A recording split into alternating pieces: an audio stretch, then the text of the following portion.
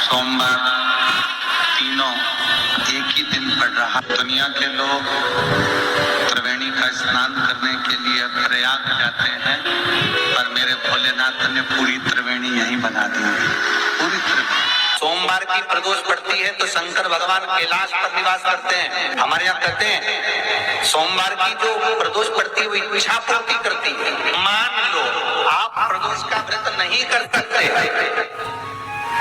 आप अगर व्रत नहीं कर सकते तो प्रदोष के दिन, प्रदोष काल में शाम का समय सूर्य अस्त का कुछ पल, कुछ घड़ी के पहले से लेकर बाद तक का प्रदोष काल के अंतर्गत आप शंकर जी के मंदिर में जाकर एक लोटा पानी, 5 बेलपत्र भी अगर समर्पित करते हैं तो संपूर्ण प्रदोष का फल आपके भाग्य में प्रबल हो जाए।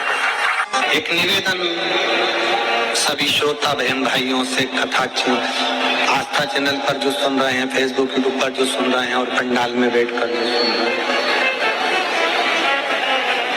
जिस दिन दिल से हारो ना, थोड़ी तकलीफों में अगर घिर जाओ, तकलीफें आ जाए, कष्ट आ जाए, तकलीफें जिस दिन तुम्हारे भीतर बहुत ज्यादा मात्रा में आ जाए, उस दिन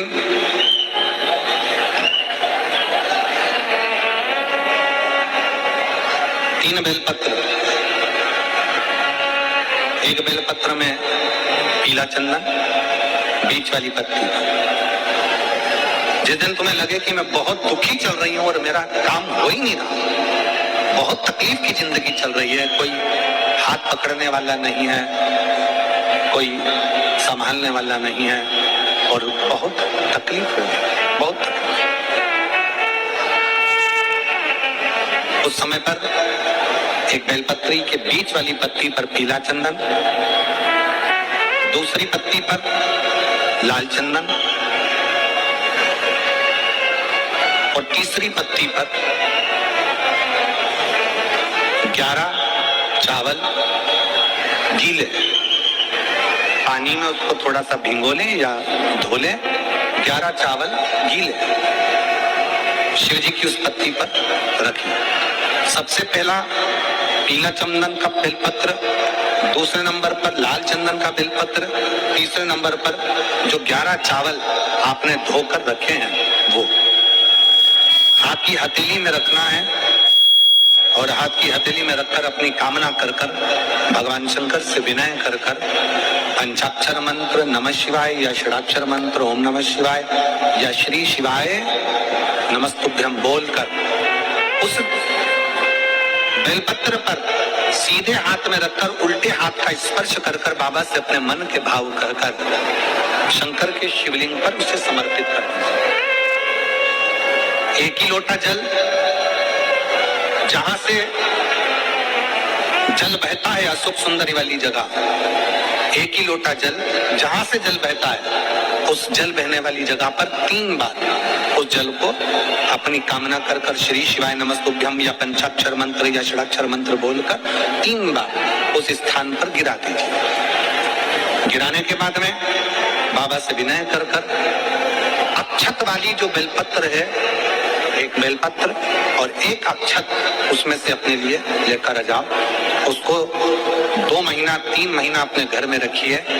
जितना भी दुख है धीरे धीरे बाबा समाप्त कर कर खुशियां घर में लेकर आता ही। दुख समाप्त होगा, खुशियां घर में आएगी। जो बेटियां ससुराल में दुखी हैं, बहुत कष्ट में हैं या आपस में समाज पति पत्नी का नहीं बन रहा है या कोई विवादित वाली बात है, तो निवेदन है तलाक पर बात को लेकर मत जाना। एक बार बाबा देवाधिदेव महादेव का एक भाव जरूर प्रकट करना। महाराज श्री अवधूतेश्वर महादेव का नाम लेते। कौन से महादेव? अवधूतेश्वर महादेव का नाम लेकर थोड़ी सी मूंग, हरी जो मूंग होती है, उस मूंग को गला लीजिए पानी में। गलाने के बाद में उस मूंग को शिव मंदिर में ले जाकर भगवान जो नंदीश्वर विराजमान होते हैं वहां रखकर 7 बेलपत्र उस मूंग पर चढ़ा दिया जाएगा। चढ़ाकर बेलपत्र मेरे देवादिदेव महादेव को अब अवधेश्वर महादेव के नाम से समर्पित कर दीजिए।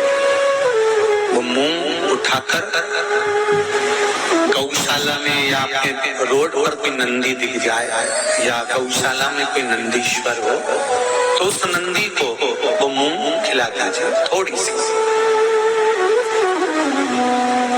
3 या 4 प्रदोष करोगे, तलाक तक बात नहीं पहुंचेगी, आपस में प्रेम बढ़ जाएगा, बेटी को सम्मान मिलना प्रारंभ हो जाएगा और टेंशन समाप्त हो जाएगा।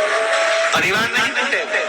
जिस महीने में जो प्रदोष पड़ा करे, जब प्रदोष पड़े बन सके 1 बेलपत्र, बन सके 5 बेलपत्र, शमी पत्र, हरे मूंग,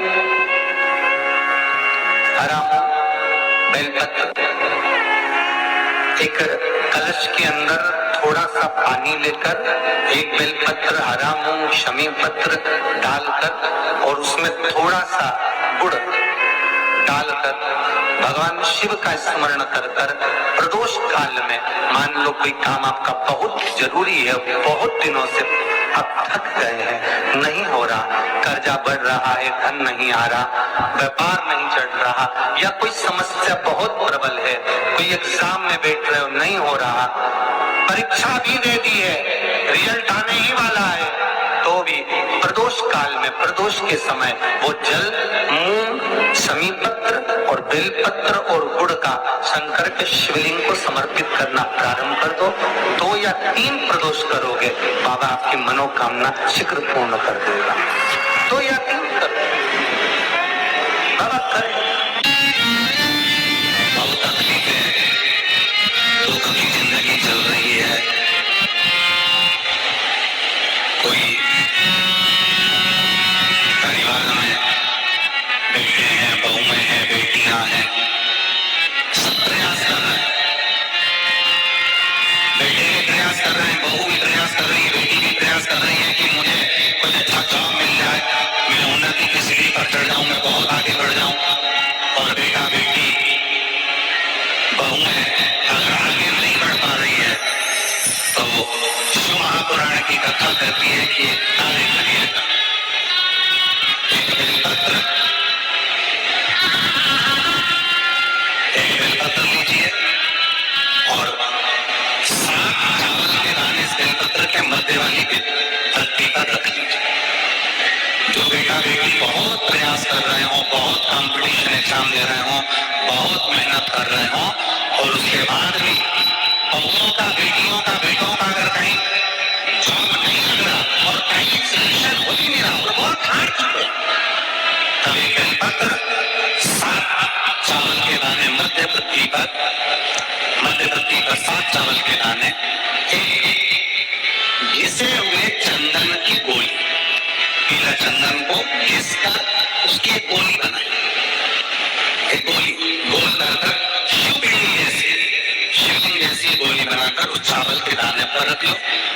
एक स्थान पर रखकर घर के अंदर ही उसका पूजन कर लो और पूजन करना है वही जो आप घर में सामग्री, आपके रोली, चावल, मूली, हल्दी, उससे पूजन कर दिए से आरती कर ऐसी ही बेलपत्र अशोक सुंदरी वाली जगह, थोड़ा समझिएगा, अशोक सुंदरी वाली जगह मतलब जहां से पानी बह रहा है उस और इस डंडी को रखना और ऐसी पत्ती अशोक सुंदरी वाली जगह पर रख दीजिए।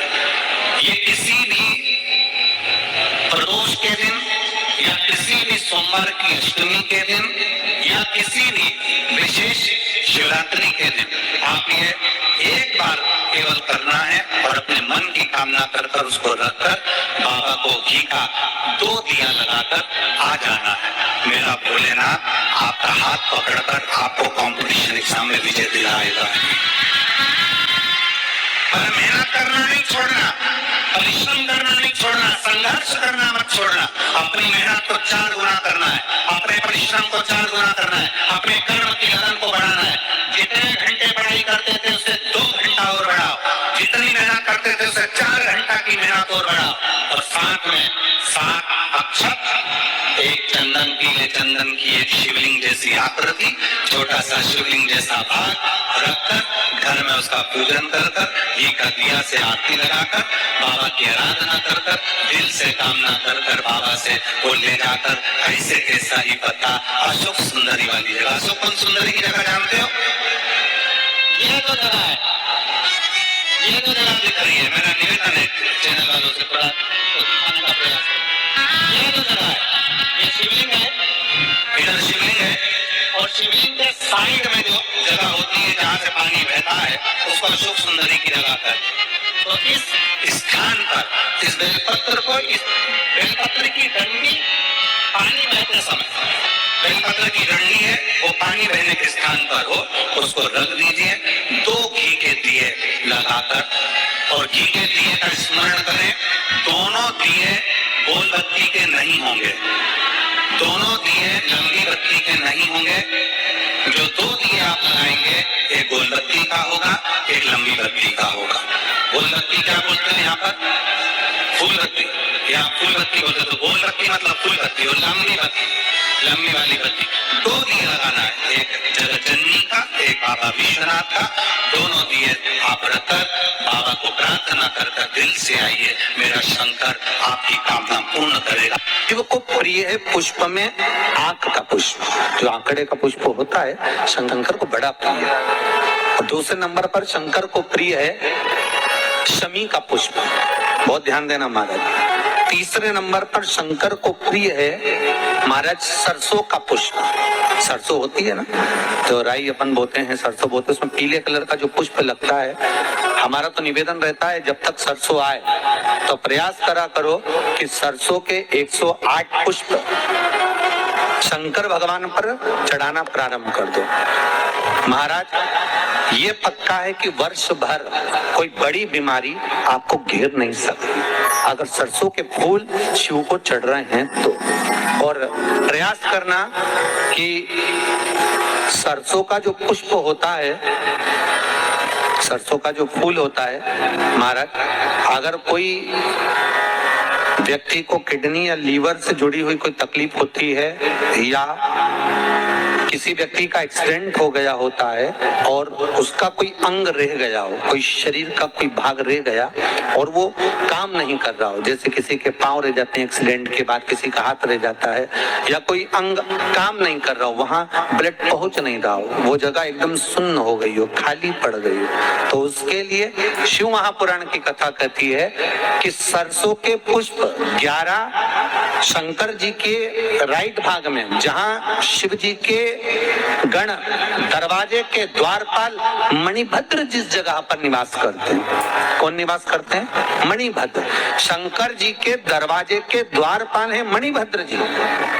तो मणिभद्र दरवाजे के द्वारपाल में राइट भाग में मणिभद्र जी विराजते हैं। मतलब राइट भाग कौन सा हुआ? जब आप मंदिर से बाहर निकलेंगे तो राइट भाग, मंदिर में प्रवेश करेंगे जब राइट नहीं होना चाहिए, आप मंदिर से जब जाएं तो राइट भाग। मतलब आप मंदिर से राइट से जाएंगे तो शंकर जी का भी राइट हो जाएगा, क्योंकि शिव जी ऐसे बैठे हैं तो शंकर जी का भी राइट हो गया, देवता उनका भी राइट हो गया, तो राइट भाग सीधा हाथ मणिभद्र जी का स्थान। 11 सरसों के पुष्प मणिभद्र के उस द्वार पर आप रख दीजिए और मणिभद्र के द्वार पर रखकर अंदर जाकर 108 वापिस जब आप बाहर निकल रहे हैं ये पुष्प आप रखने के बाद एक बार बाहर जाएंगे फिर वापिस आएंगे मणिभद्र रखने के बाद, और अंदर जाकर 108 सरसों के पुष्प शंकर को समर्पित करेंगे महाराज। उस सरसों के पुष्प जो शिव जी को आप समर्पित कर रहे हैं उसको वापिस लेकर आएंगे, श्री शिवाय नमस्तुभ्यम बोलकर उस सरसों के पुष्प को महाराज सरसों के तेल की बोतल में उसको डाल लीजिए। शंकर भगवान को किसी भी प्रदोष में शाम के समय प्रदोष काल में उस तेल को वापस ले जाकर चढ़ा दीजिए शिव जी को, उसको वापस लेकर आ जाइए। उस तेल का प्रयोग आप नाभि में डालिए और जो शरीर काम नहीं कर रहा उस स्थान पर कम से कम 15 दिन 20 दिन तक उसकी मालिश करना प्रारंभ करिए। बाबा चाहेगा तो चलाने का प्रयास कर देगा और वो अंग वो शरीर काम करने लगेगा। मणिभद्र का स्मरण, श्री शिवाय नमस्तुभ्यम, सब बोलिए एक बार जमकर, श्री, अरे पहले बोल दिया, हमारे साथ तो बोलो, श्री शिवाय नमः।